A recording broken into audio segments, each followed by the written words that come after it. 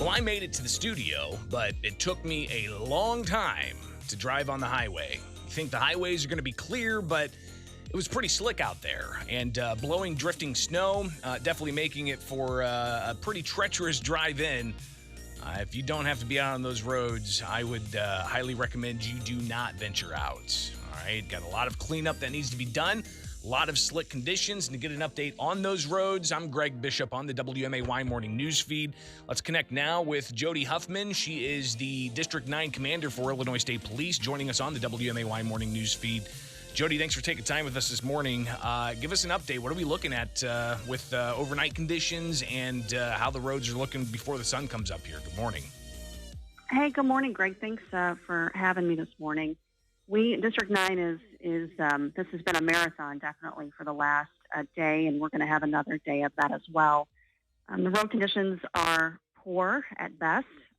We are having some of the snow has come off of it a little bit, but underneath that it's absolute ice. Many of our squads, the speeds of what we're going to calls and to calls for service is between 20 and 30 miles an hour. So we have had a challenging 24 hours, and we are expecting at least another 12 hours to hopefully this will kind of come to a little bit of an end. But the road conditions in all of our counties here, from Logan, Sangamon, and Christian, all the way to the west, are very hazardous and ice covered and snow covered. We also have reports that downtown Springfield seems all right. Of course, people aren't traveling at high rates of speed through downtown, but it seems that when you get on the highway, that's when you're going to run into some issues. Also got a report that a lot of the country roads just are impassable. One guy who listens was heading to work thinking he could do it, but then he encountered a 3-foot snowdrift, he said, and he turned right around. So tell us, I guess, an overview of the different types of things people may encounter if they do indeed have to go out. Yeah, we're experiencing right now a lot of blowing and drifting, which is, cutting the road off. IDOT is doing their best to try and get the plows through and to get the snow covered, cleared off of the roadways. We're having a very challenging time, especially on overpasses.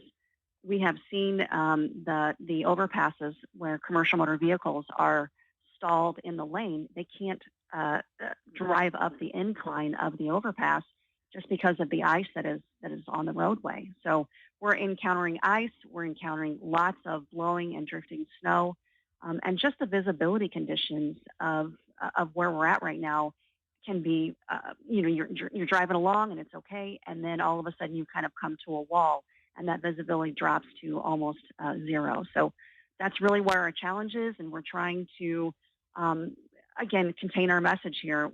We need people to stay off of the roadways. This is not the time to go out. And what is happening here is that, as you know, we had 2 troopers struck yesterday, and we are out there trying to keep everyone safe. But for that to happen, we have to have everyone's cooperation.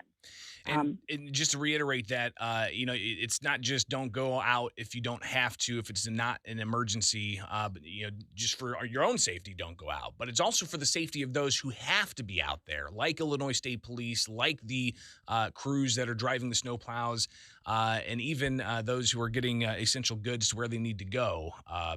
This is horrible to hear that.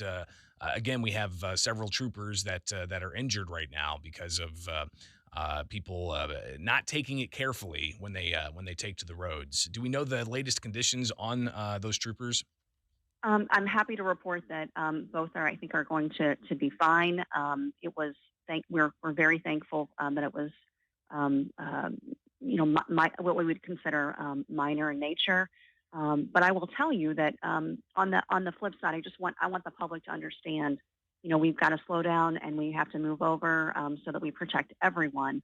But what I will also tell you is that we are so grateful that many of your listeners have stayed home and have been off the roadways. We have seen a dramatic drop in the numbers of vehicle traffic. So this is not all doom and gloom. I am grateful that many of your listeners have stayed home, and so thank you for that.